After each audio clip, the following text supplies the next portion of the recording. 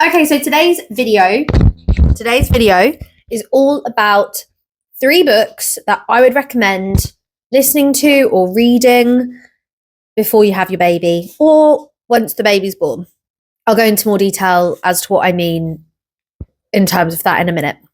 So these are 3 books that I have read personally. Well, not read, I've listened to them. I'm not great at sitting down and reading a book unless I'm by a beach or by a swimming pool and in my bikini in the sun. That's the only time you'll ever find me really reading a book, because I find that my life is so busy and just sitting down and settling down to read a book is not as exciting as sitting down and watching TV for me. Anyway, I've listened to these 3 books on Spotify. If you pay for Spotify Premium, you can get them for free, essentially for free, even though you're still paying for Spotify Premium. So they are quite accessible. I'm sure you can probably get them on other platforms where you can listen to audiobooks, including Audible and Apple Podcasts or whatever that's called. But other than that, this is where I've read them. You can definitely get them on there.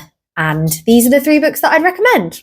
So when I found out that I was pregnant, I was obviously very much like, oh my God, where do I start? What am I going to do? Don't know anything. You can probably hear the pitter patter of little dog feet. He's finally relaxing, hopefully. We'll just sit down and not move for the next 15 minutes. And I was just in like, oh my God, like, how do I feed a baby? How do I put a baby to sleep? What is the best thing I can do to optimize sleep? Because 2 things that have been really important to me and have really induced anxiety. Number 1, not getting enough sleep when the baby's born. Number 2 is not being able to breastfeed. So those are 2 really, really important things for me in the first 6 months, is getting a really good sleep routine in and just ensuring that I'm getting in my 8 hours of sleep. I mean, 8 hours is still not enough for me, but I'm still getting my 8 hours of sleep and the baby's calm, relaxed, happy, feeling comfortable. And then obviously breastfeeding. I have literally had dreams about breastfeeding and worry so much that I won't be able to, just because I know how challenging it can be. I know people who have really struggled to breastfeed. I know people who have managed to breastfeed, but it's taken a lot of work to get to that point. So they're things that I've really worried about. And that's where I started when I started looking at books.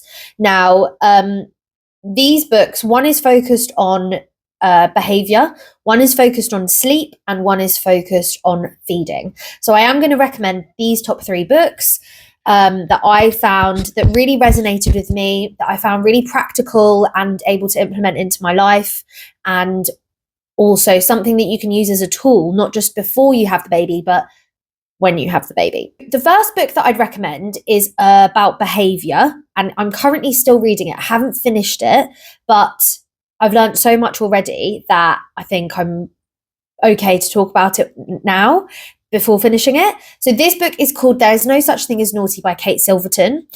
It is a behavioural focused book, all backed by psychology and experience.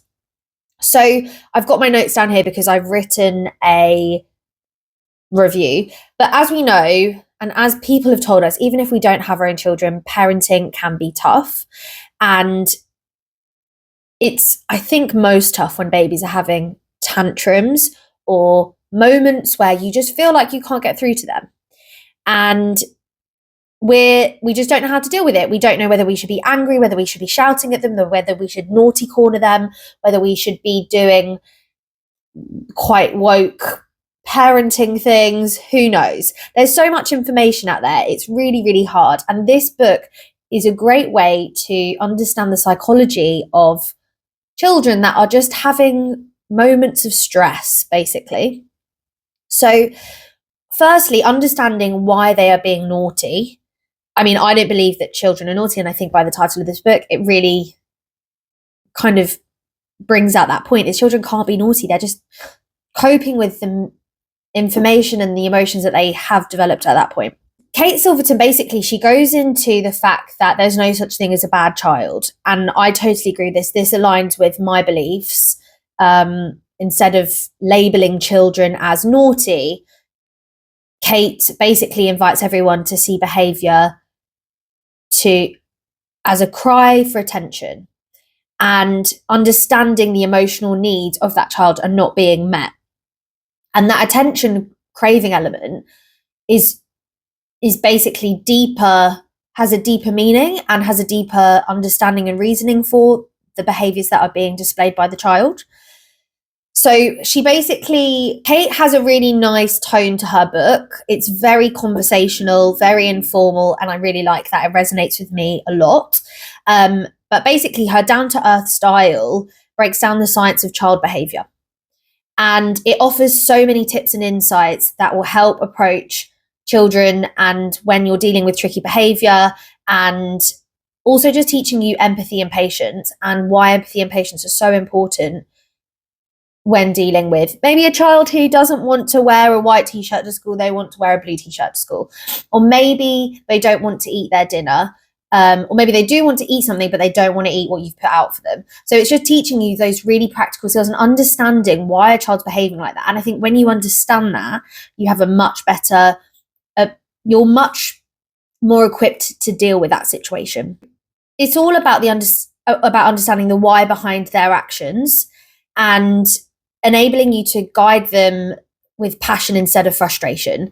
Now, I grew up as a first child, my parents had no idea how to discipline me or basically deal with me if I was acting out.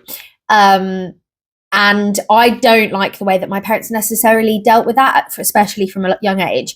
And I don't want to be that type of parent. So that's why I'm reading this book. I want to learn alternative ways to support my children and also give them the emotional tools they need to not just cope when they're a baby, but also cope when they're an adult.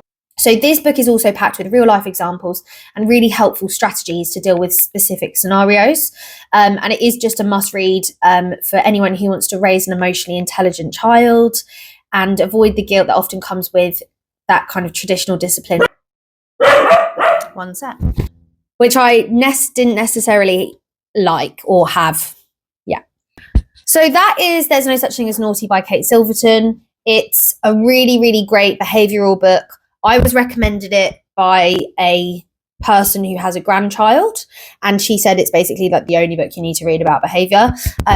I haven't got to the end, so I can't say that, but I also think it's just such a great way to understand children and their emotions, and that they are not grown adults. They don't know how to deal with no. They don't know how to deal with they cannot have that, like we do because we've learned and we've had enough time to develop those skills, but they don't. So the next book is all about sleep. Now, sleep is something that I am so worried about because I get 10 hours of sleep a night and I've always been a good sleeper. And if I do not sleep well, I am a horrible person to be around. Now, a lot of people say that, but I'm genuinely nasty. I have zero tolerance for people with stupid ideas or just I'm very intolerable of people, human beings in general, if I don't have enough sleep. So I know as a person who wants to be nice and kind, I have to get enough sleep. So that's one side. I think also my family, when I'm one of 9 children, my mum never really struggled with sleep as when we were babies. So I know it's possible that she did it with 9 children. I want to achieve that. And I know that every baby's different, but I also do think that if you understand the science and psychology behind babies and sleep and well-being and safety, then you are in a much better position to encourage better sleep habits, more lengthy sleep routines. And I am such a hypocrite right now because I do not have a baby and I could be just talking out my bum, but right now that's how I'm thinking. So this book is a little bit harder to read or listen to, and the reason is because it is literally a tool book. It is offering you practical advice for how to deal with sleep scenarios, and I think this will become a lot more relevant when I have the baby and I need to look back at the book and say, okay, like this is a situation that I'm dealing with. What can I do? Like what 5 things can I try to and get this baby to sleep, or to sleep longer, or to sleep at the right time, and that's where I think this book, although it's great as an audio book, you do need a physical book, because you can scribble on it, you can save pages, you can highlight things that really resonate with you and be like, okay, I definitely want to try that, and different things like that. So I might actually buy this book when the baby comes, just so that I have it to flick through if I do struggle with sleep, or if the baby struggles with sleep. We all want to sleep well when having a baby, and that's why I've basically chosen this book to talk about, because The Baby Sleep Solution by Lucy Wolfe gives you basically a no-nonsense, gentle approach to solving sleepless nights, and it's a really good way of also understanding that there's not one size fits all. She gives you different scenarios or different options of what you can try if the baby's, for example, not able to actually go to sleep. Like, let's say you're like, okay, bedtime, and they're not sleeping and they're just crying and crying and crying. Okay, try this. If that doesn't work, try this. If that doesn't work, try this. Or maybe you need to do these 2 things together. And that's where it's really practical. There is also an element of getting your baby to sleep without stress and tears and harsh methods that other sleep training techniques suggest, which I think is really important.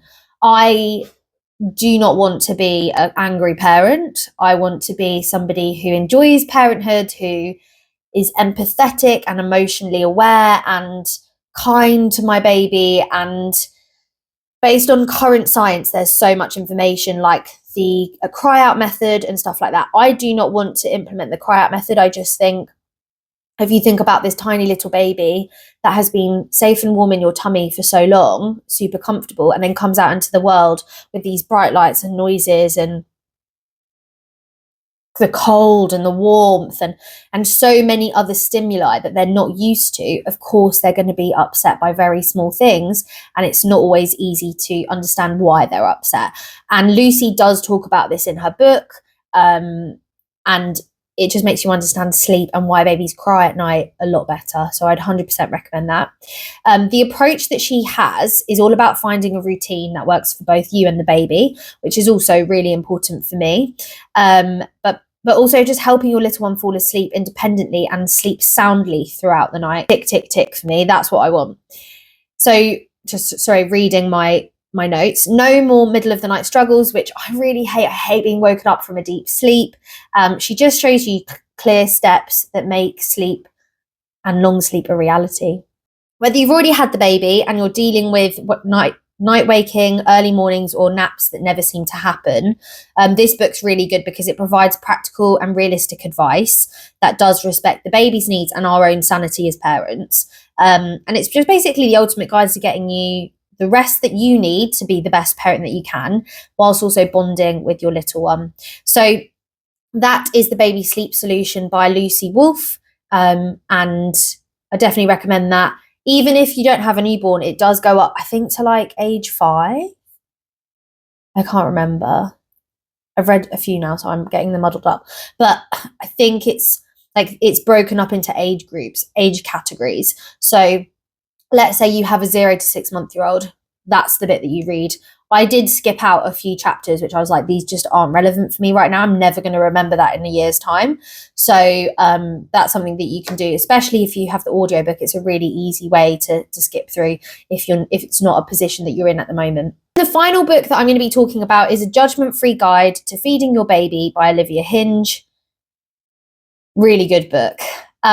This is all about breastfeeding, but also bottle feeding. So how you breastfeed and how you bottle feed, and all the things you basically need to know about feeding a newborn. There's so much advice and opinions out there about how you should breastfeed, how you should bottle feed, whether you should breastfeed, whether you shouldn't breastfeed, whether you should bottle feed and what type of bottles you should use and what type of formula you should use. It's so much, and sometimes it's just so overwhelming. Another thing, do you do bottle and breast? Another question. So Olivia basically helps us navigate all of this information without guilt. She gives you all the information that you need to make your own informed decisions. And it's all about supporting us as parents and an individual as a mother, and what you want from your unique parenting journey, with no judgment and no pressure. And I think that's what she's great at.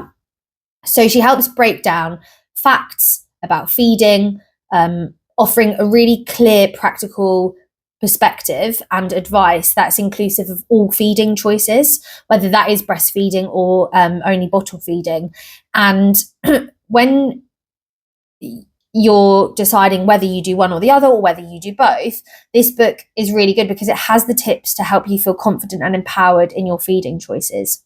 It's also really honest and down to earth, and it acknowledges how tough those early months can be, and gives you all the information that you need to make the decisions that work best for you and your baby and your husband. Something that's really important to me is that I can say to Sam, please, can you feed the baby? And now he doesn't have boobs that are producing milk, so maybe we do combination feeding, and that's something that in an ideal world I would just breastfeed for 6 months, but we don't live in an ideal world, and I'm very, very busy, and I just think my mental health wouldn't be able to cope with being the sole feeder in the relationship. So that's something that I'm kind of leaning towards more. But basically it makes you enjoy the feeding process, and I think that that's something that we need to be aware of. Like, it shouldn't be really stressful. Babies shouldn't have to be stressful. They should be enjoyable and exciting, because it is one of the best things that will ever happen to you in your whole entire life. So that is the judgment-free guide to feeding your baby. And then there's another bit like boobs, breasts, something, bottles, and all. It's a long title, by Olivia Hinge. And just one more point about that is she also talks about like ages and like what the research is, and she backs it up with amazing studies, which I love. So definitely check that out. And it's really easy to listen to, a really easy listen on audio.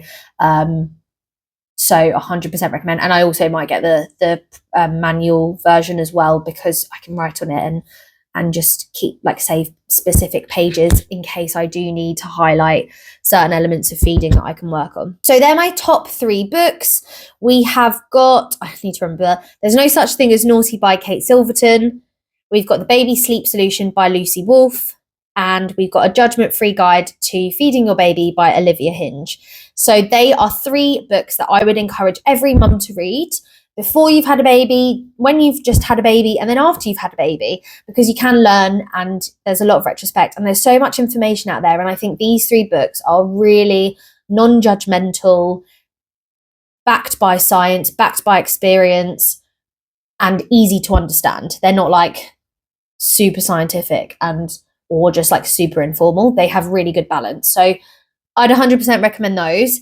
If you do have your own recommendations, please put them in the comments, because I would also be interested in hearing about them and potentially listening or reading them, probably listening to them. But other than that, I hope that you've enjoyed this episode. I was going to say episode. I do host a podcast as well. So this video all about the top 3 books that I'd recommend for new mothers, or maybe even old mothers, but just interested in this area, to read before and just when you've had a baby.